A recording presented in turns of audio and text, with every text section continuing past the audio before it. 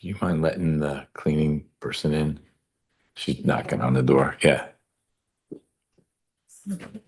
Yeah.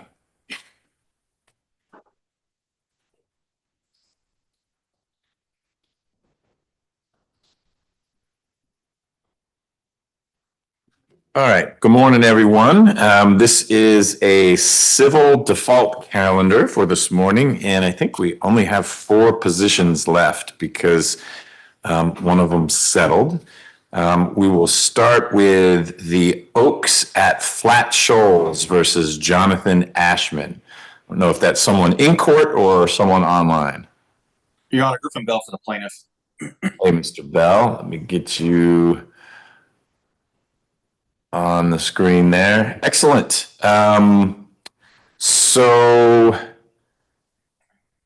this looks pretty standard. Your client is seeking damages, foreclosure, and attorney's fees. Guess we need to flesh out the attorney's fees. Then I just had a question about the notice that was provided.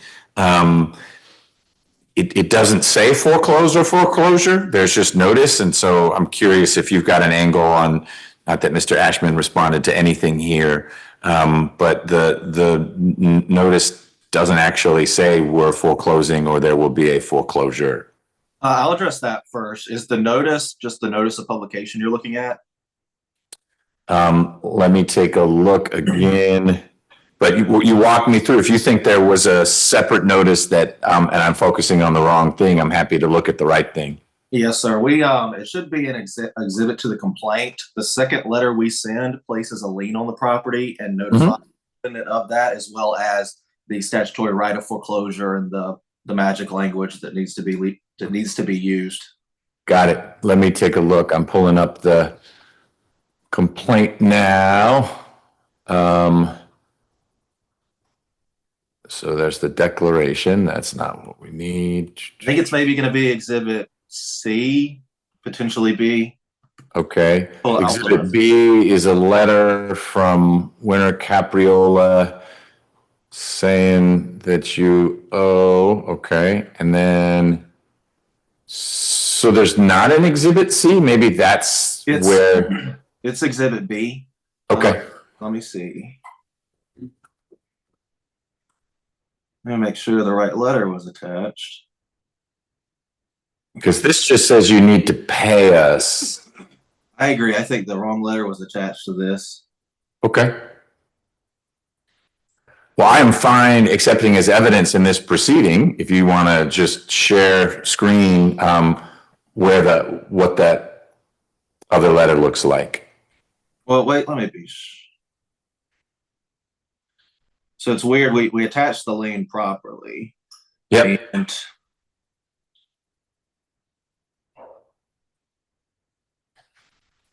I mean, arguably, we have not provided the defendant the proper notice because I guess he would come here and argue that he never received that second lien letter properly.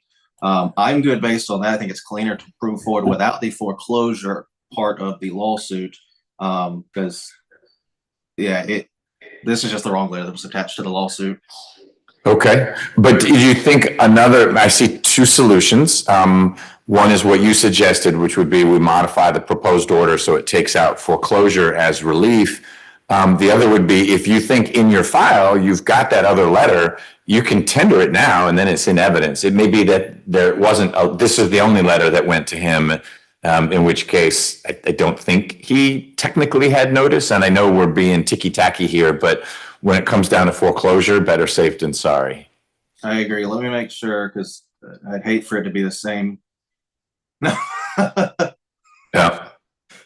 So I'm looking at the second letter, and that is the second letter. It just, for whatever reason, does not contain that language that the association has statutory foreclosure ability that includes interest and attorney's fees up to that date.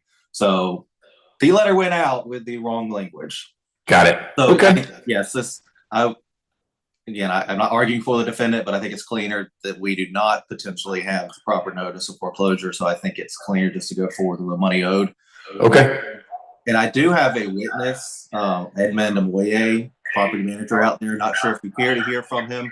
or if you just want me to speak to attorney's fees. No, let's hear from him as well. And then you can send us a Word version of the final order that pulls out the foreclosure part. And will that go to Ms. Niles? Yes, it will. Okay. Mr. Moya, can you raise your right hand, please? Do you swear or affirm the testimony given on the matter pending before the court is the truth, the whole truth, and nothing but the truth, so help you God? I do.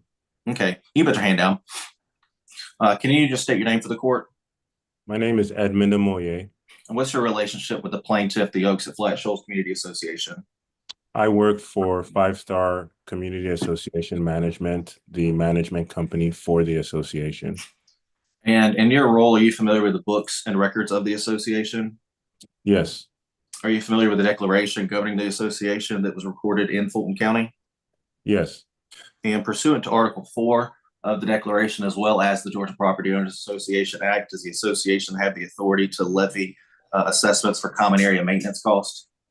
Yes, they do.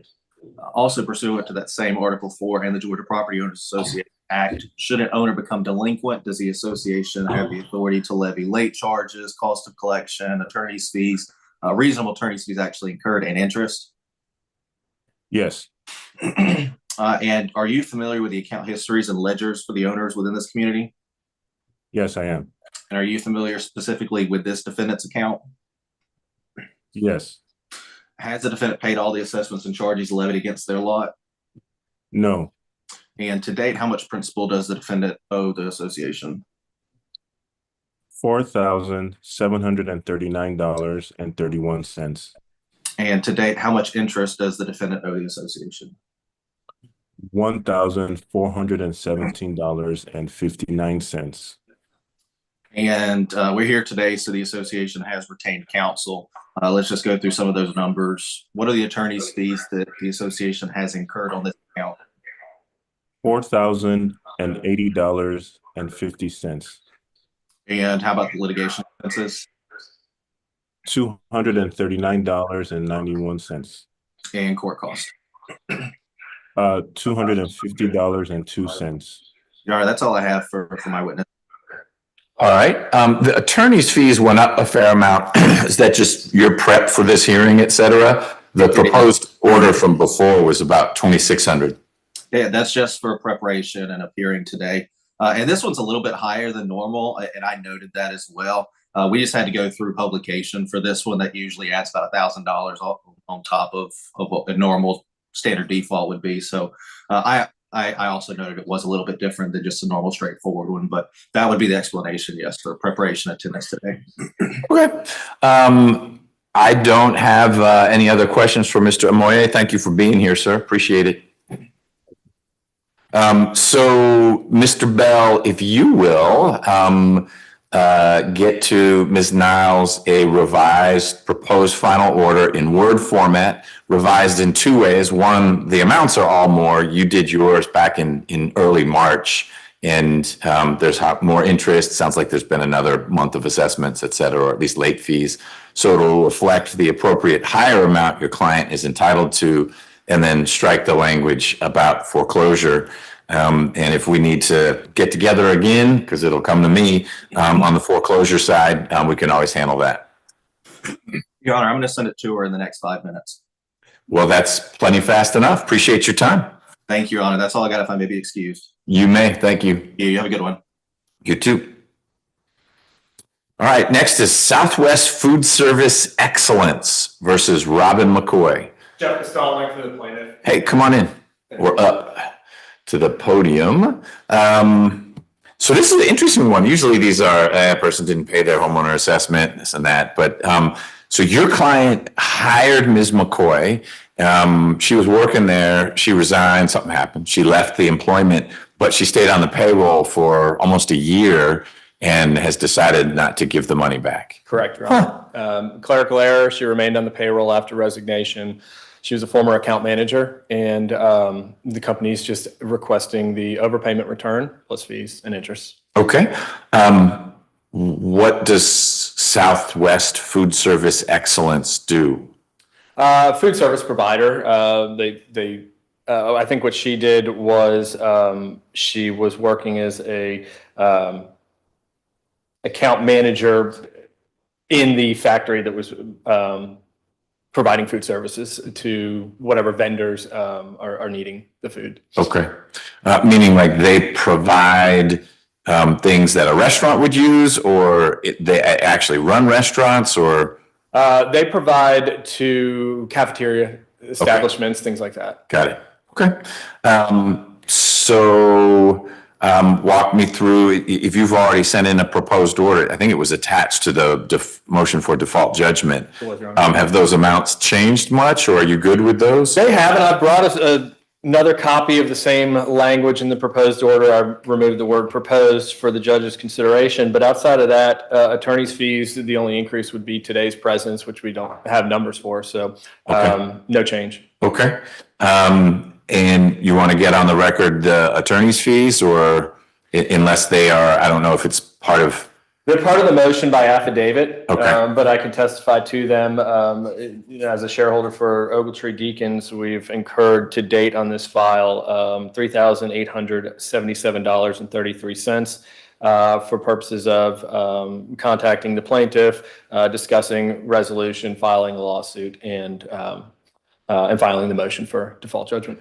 So there were some discussions with Ms. McCoy. She didn't completely remain silent throughout. She did not, Your Honor. When we learned of the overpayment, we contacted her within a week by letter. She contacted us and engaged in some discussions that we were hopeful would be voluntary resolution. Ultimately, she stopped responding, and we haven't heard from her since. Okay, got it.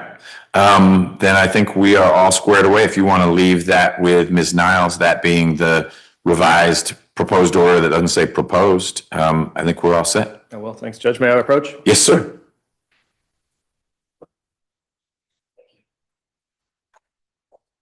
All right, you need anything else? Nothing for me. Might be excused. Yes, sir. Appreciate you coming down. Great day.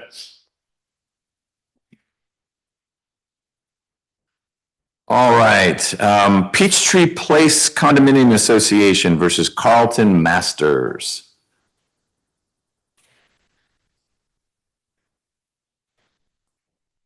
I think that's you, Mr. Moore. Yeah, sorry, Judge. I was trying to unmute the screen. No problem. Good morning. Mark Moore on behalf of the plaintiff, Your Honor.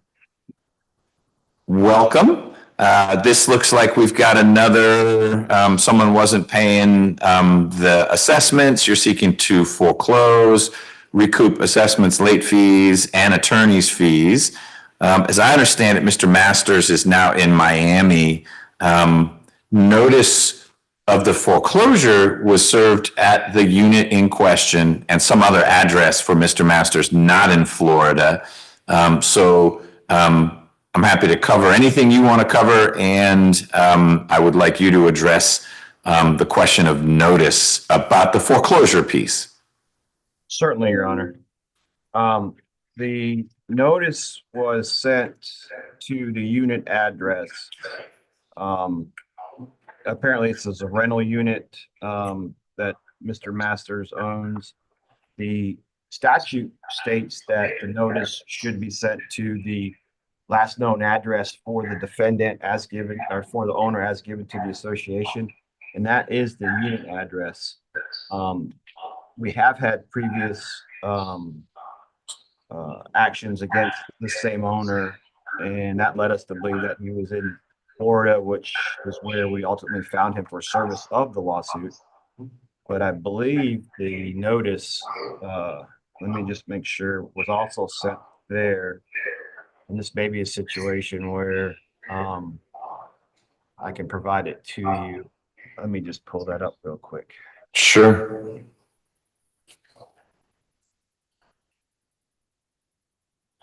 Because you identify in your complaint, paragraph 6 has the Miami, Florida address for Mr. Masters. So it seems like the foreclosure notice statutorily needs to go to the unit that's involved. But there is a known address, it would seem like, to you and your client. You put it in a complaint. And so, sort of like with Mr. Bell, if you got a copy of the letter that went to that Miami address, that's fine with me. I just need to see it.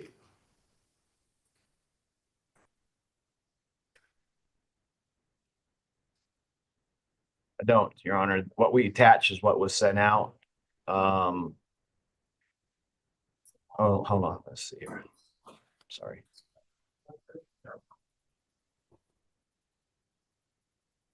Yeah, no, I do not, Your Honor, have another letter. What was attached to the suit are the two letters that went out. Okay, so you tell me if one, you think notice is nonetheless sufficient. Two, if it's not, if you want to tap the brakes and send another letter to the Miami address. Or three, if you want to go forward with getting an order and final judgment against Mr. Masters for everything other than the foreclosure piece.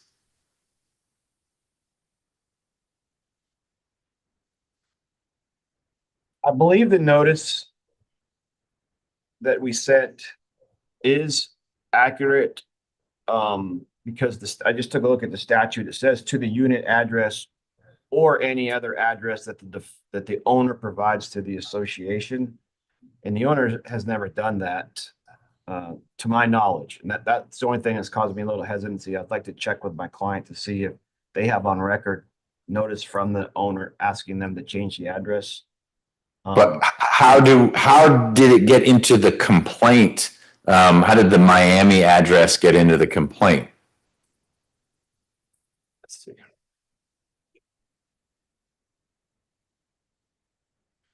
I know you mentioned, hey, we've had to deal with this guy before, and so it could literally be in your files that in the past, this is where we served him, et cetera. But I don't know that how that's not imputed to your client if it's in your client's pleading that Mr. Masters' address is X in Miami. I would agree with you, Your Honor. We should have, what we did is we tried serving at the unit. It came back non-as, and then so we sent it back out to the Florida address for service. So what I would like to do is reset this and let me send the notice to the Florida address as well. And then, then see, because I think it is especially we've had history with this owner before, and unfortunately the only thing that prompted him to pay was when it was set for foreclosure. So yep, it's a pretty powerful lever to be able to pull. And I just hate for your client to not be able to legally pull it, and he gets a lawyer and it all blows up.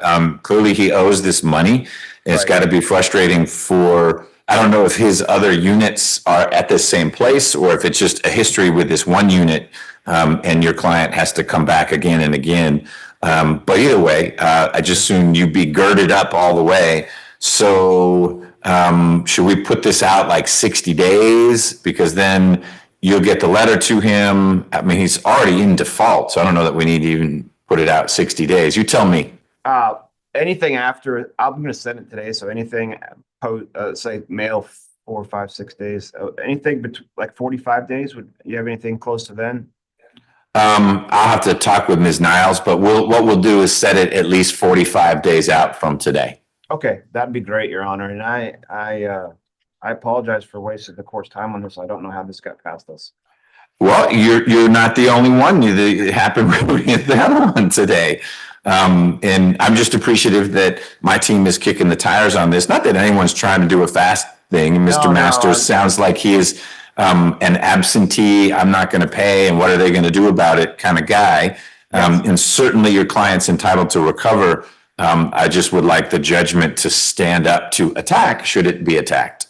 Correct, Your Honor. I certainly appreciate that. And so I'll just wait to get notice for the new counter, but I'll also e-file the letter so that you'll have it on record. Okay. Prior to that hearing. Sounds good. Well, thank you, Mr. Moore. You are good to go. We'll see you in a month and a half or so. Okay, great, Your Honor. Have a great day. You too. Bye-bye.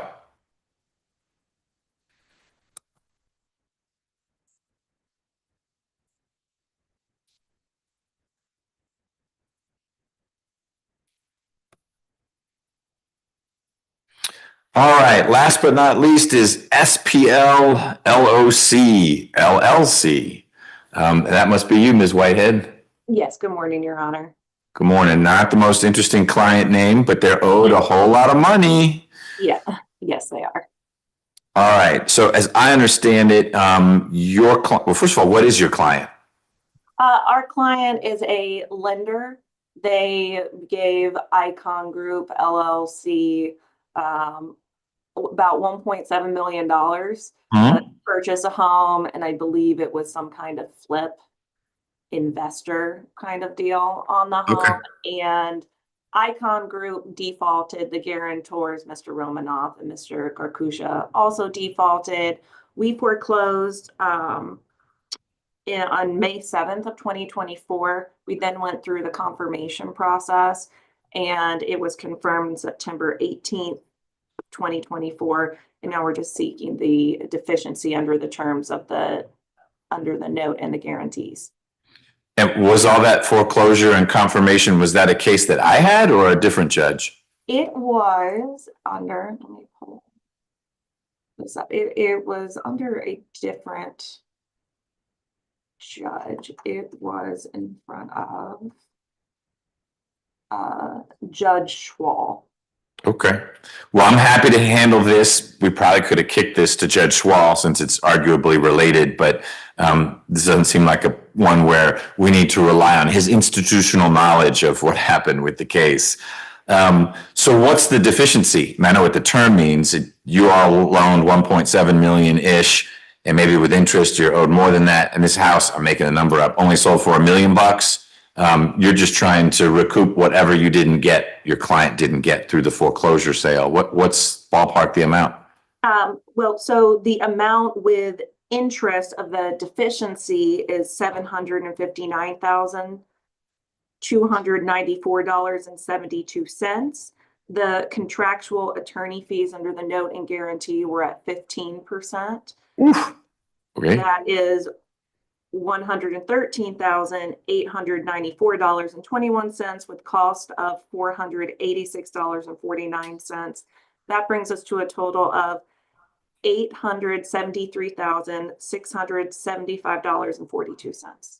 Okay. So this house wasn't worth close to 1.7 million. It was not. It was, I believe it was supposed to be after they finished whatever they were going to do with it, but that did not happen. That didn't happen. Okay. All right. Are there other things we need to, what was non-liquidated about this situation?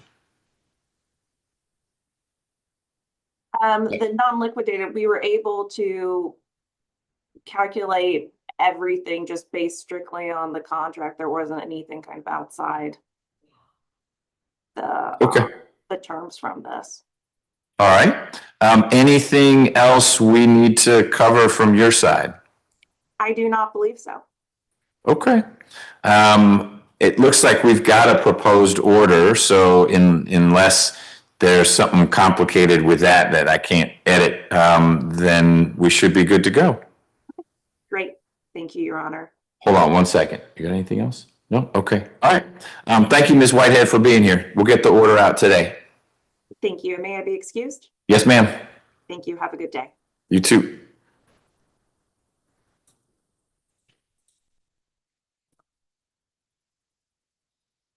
I think that's it. All right.